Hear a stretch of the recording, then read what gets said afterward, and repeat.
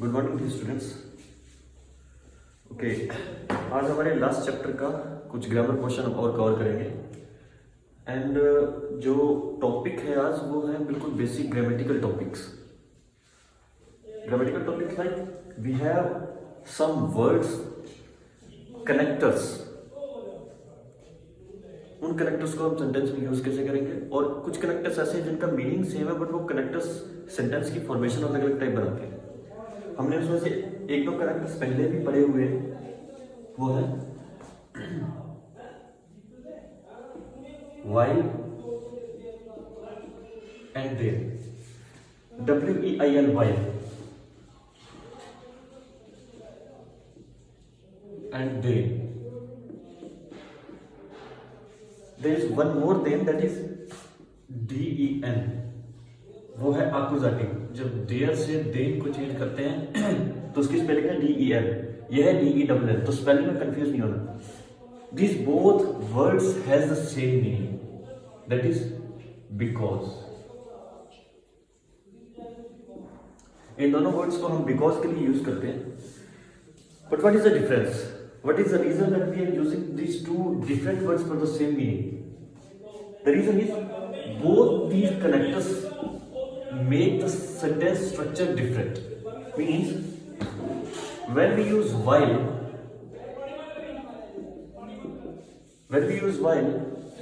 the main verb goes to the end. Means जब हम इस सेंटेंस को बनाएंगे तो जो हमारी मेन वर्ब है वो सेंटेंस के एंड में चली जाएगी, and that must be conjugated as well. Conjugated, हमें उस वर्ब को एंड में भी रखना है और कॉन्जुगेट भी करना है। Now when we use then, जब हम देन यूज करेंगे तो क्या होगा? Sentence structure remains same.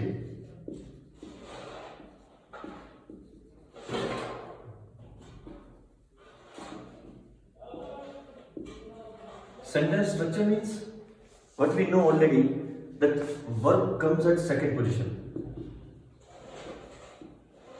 हमने अब तक यही पढ़ा कि डच में जब भी कोई सेंटेंस होता है तो verb comes at second position always.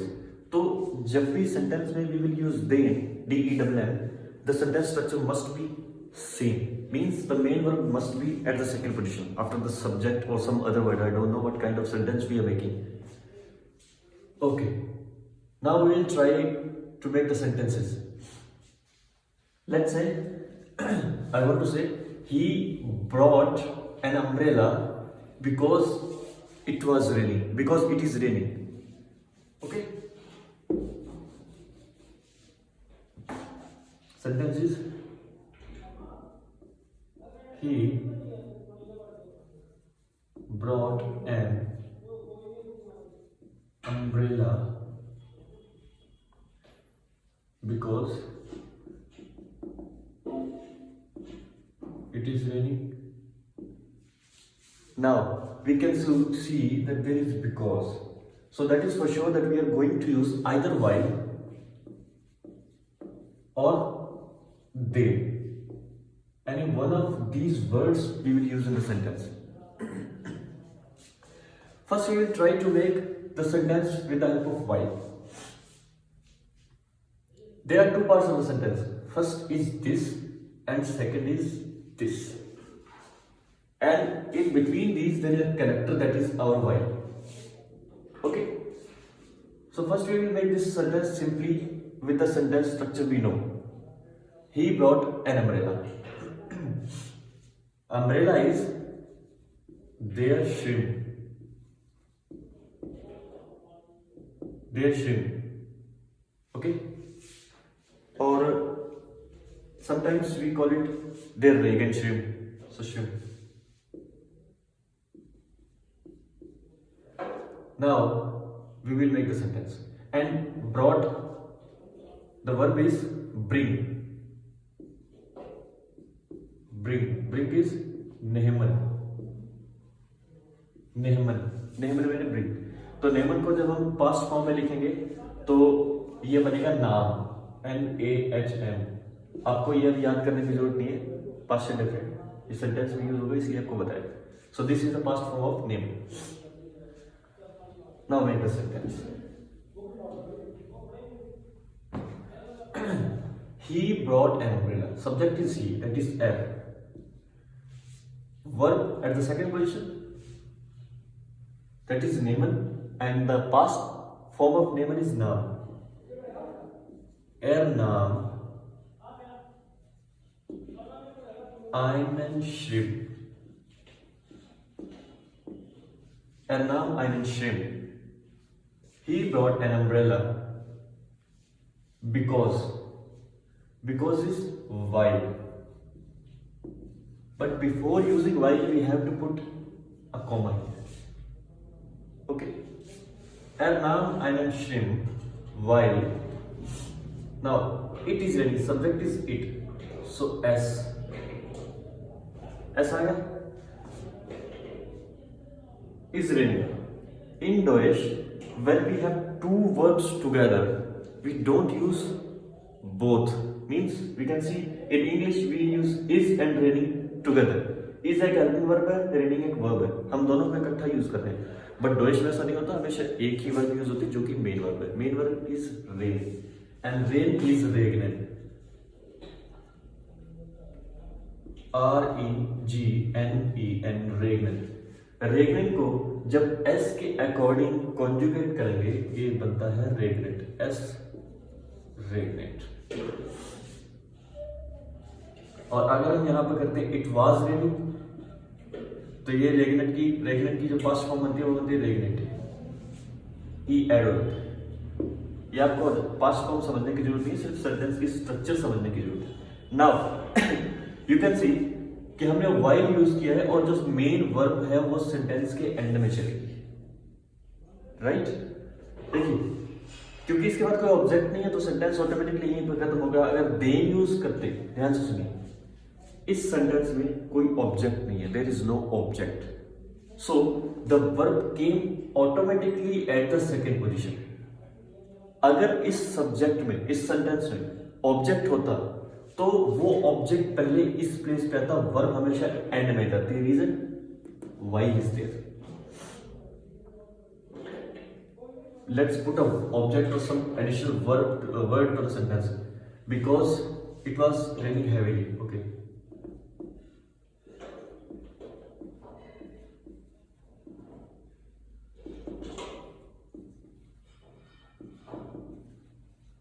Okay. अगर सेंटेंस ये होता इट वॉज रेनिंग हेवीली, तो क्या होता है, ये जो हेवीली हमारा एडजेक्टिव है ये वर्ब से पहले आता है। क्यों? क्योंकि वाइल है वहां हमारे सेंटेंस में। तो हम ये सेंटेंस बनाते हैवी, बहुत हैवी को बोलते हैं स्टार्ट। तो जब इसको सेंटेंस में यूज करेंगे ये बनेगा स्टैक, STAUR RKE, स्टैक। वेट है REGNETE। अब आप देखिए, सेंटेंस में वाइल था, उसके बाद हमने सब्जेक्ट लिखा, सब्जेक्ट के बाद हमने सेकंड पोजीशन पर वर्ब नहीं लिखी, वर्ब गई एंड में, उसके पहले आया ऑब्जेक्ट। Do you understand? डोइश में क्या होता है, जब दो सेंटेंसेस एक कनेक्टर से मिलकर बनते हैं तो दोनों सेंटेंसेस को कॉमा से हम सेपरेट करते हैं और दोनों सेंटेंस अलग अलग सॉल्व किए जाते हैं। पहले सेंटेंस को नॉर्मल हमने डॉइश स्ट्रक्चर के अकॉर्डिंग सॉल्व किया। We put verb at the second position. Then we added comma and started our second sentence. So every sentence has the position 1, 2, 3, 4. We can see that verb is at second position. But when we add while or then, in these both conditions, while and then, we took these as 0 position. जैसे मैंने last class में भी आपको बताया था कि उंड, आपर, इन सबको और ऑर्डर एंड, बट, और, इनको हम जीरो पोजीशन लेके चलते हैं। एग्जैक्टली वैसे ही वाइल एंड देन को भी हम जीरो पोजीशन लेके चलते हैं। मीन्स कि इसके बाद आने वाला वर्ड हमारा फर्स्ट पोजीशन है। सो S is at the first position.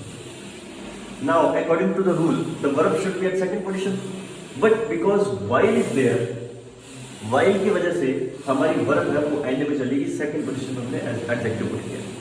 इस सेंटेंस को मैं दोबारा लिख रहा हूँ बिल्कुल साफ करके क्लियर, ताकि आपको दोबारा बताया जा सके।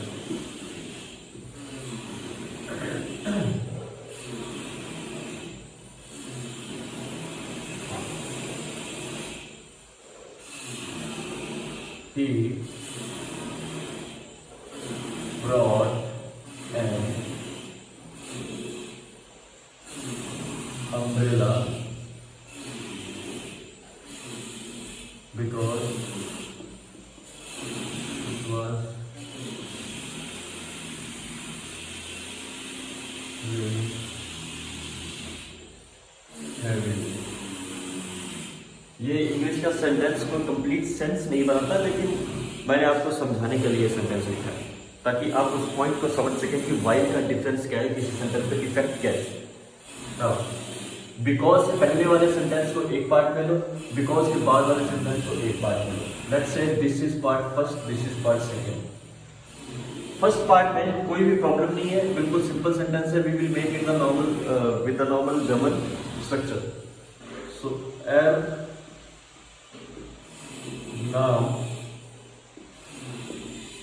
einen shrimp, he brought an umbrella। You can see this is position 1, this is position 2, this is position 3 and this is position 4। 1 2 3 4 verb is at the second position because this sentence is simple। Now come to the second part, put a comma and while। While के बाद हमारा second part start होता है। Subject is it means S, क्योंकि while है तो main verb and में जाएगी। Main verb is raining, raining means रेगनिंग, और रेगनिंग को जब पास्ट फॉर्म में हम यूज करते हैं एस के साथ वो बनता है रेगनेटिंग, रेगनेटिंग, एस रेगनेटिंग। लेकिन सेकंड पोजीशन पे वर्ब पुट करने से पहले हमें इसका ऑब्जेक्ट पुट करना है, that is start.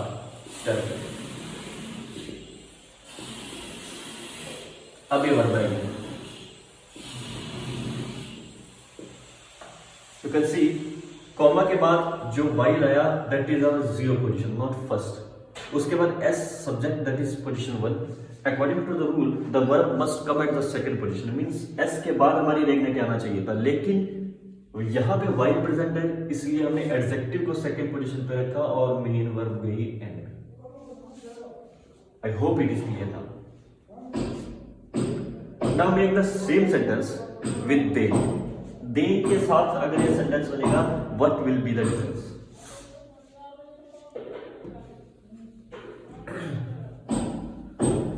He brought an umbrella, first part is the same, then comma, then they, D-E-N-N, they। they को अगेन हमने सेकंड पोजीशन, जीरो पोजीशन दिया। Now subject that is S, right? S आ गया first position. अब second position पे we know general structure में क्या होता है कि हम वर्ब को पुट करते हैं, verb is rain, so S रेगनेटेड। Step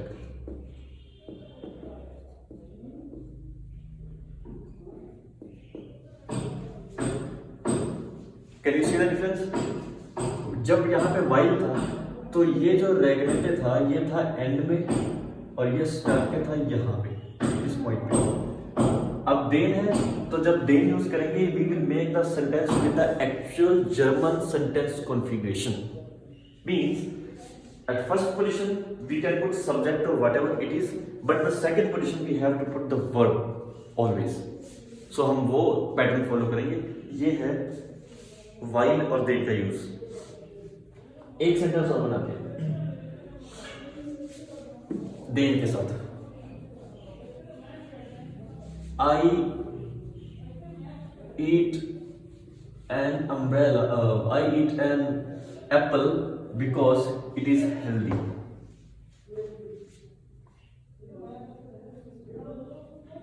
eat an apple because it is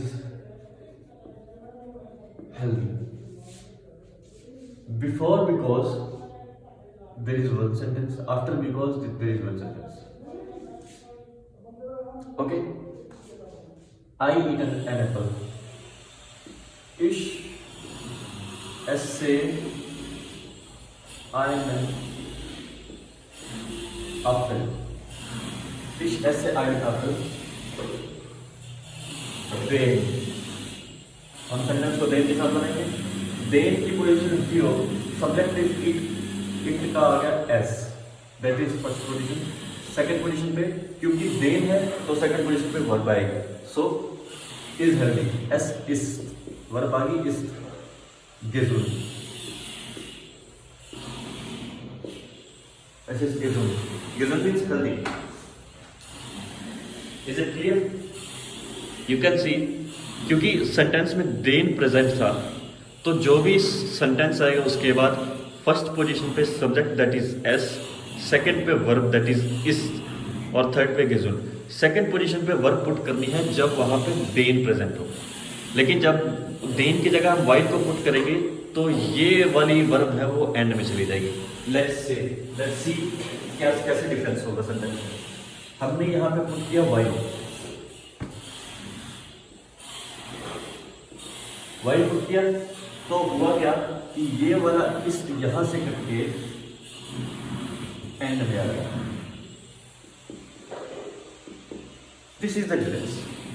अब आप इस सेंटेंस में देख सकते हैं कि सेंटेंस मैंने वाइल पुट किया तो यहां से इस्ट कट के एंड में आ गया. इस्ट इज द वर्ब, ये जाइन की फॉर्म है तो इस्ट चला गया एंड में. मींस जब भी सेंटेंस में वाइल प्रेजेंट होगा हमारा जो सेंटेंस है उसकी मेन वर्ब हमेशा एंड में जाएगी. I hope it is clear. Okay, एक चीज हम और छोटी सी डिस्कस करेंगे कनेक्टर के तौर पे, that is nicht nur, sondern auch.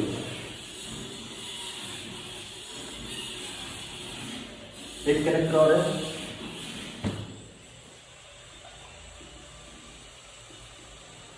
nicht nur, sondern auch.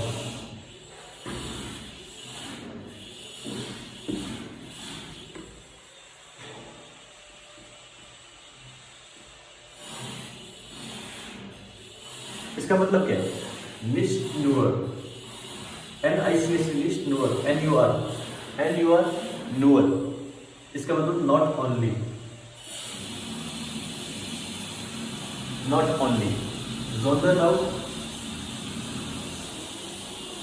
sondern auch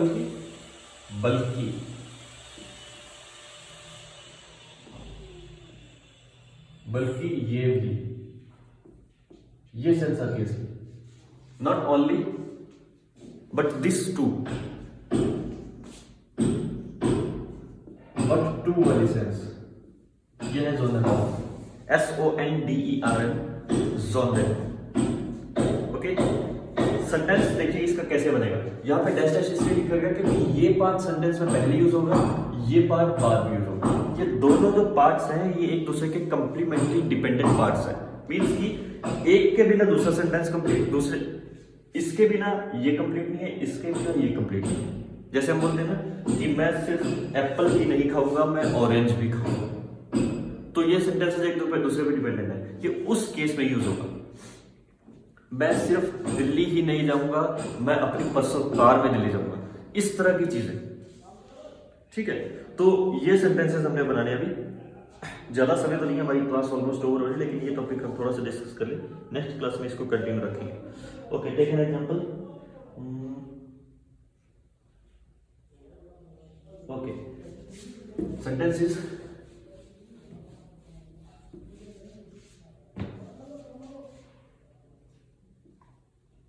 In the bookshelf,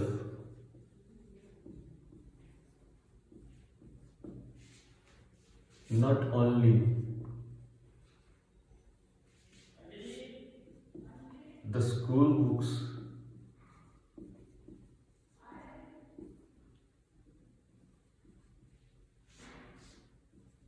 are there, but also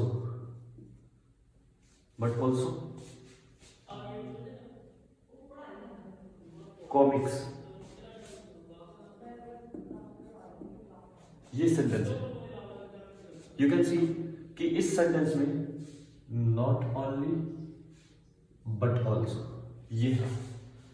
तो इसमें जो हमारी सेंटेंस में जो यूज होगा वो nicht nur sondern auch का यूज होगा. We can see easily.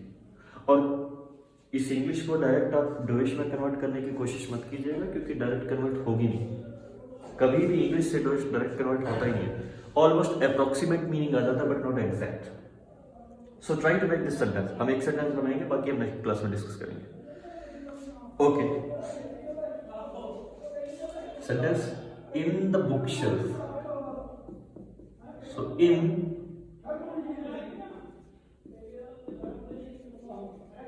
Bücherregal. Im Bücherregal. Bücher means books, Regal means shelf. R-E-G-A-L. Im Bücherregal. In the bookshelf. Liegen. अब देखिए आर देयर को हम ऐसे लिख सकते हैं ना, not only the books are put in the shelf. So put वाली जो सेंस है that is legal. In ब्यूशररेगाल ligand, ये है पूरी पोजीशन फर्स्ट, ये है position second. First and second पे हमारी verb ligand. Ligand means to put. जो बुक शेल्फ है उसमें रखी नहीं है सिर्फ किताबें, ये कहना चाह रहे हैं. सो इन ब्यूशररेगाल ligand nicht nur. Nicht nur, not only what? Schulebücher. Die Schulebücher.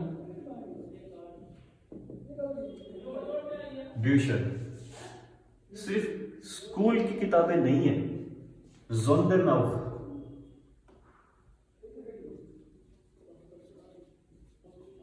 sondern auch क्या है? कॉमिक्स भी. Okay. Im Bücherregal liegen nicht nur die Schulbücher. Book shelf में सिर्फ स्कूल की किताबें नहीं हैं, और क्या है, बल्कि हैं क्या? sondern auch meine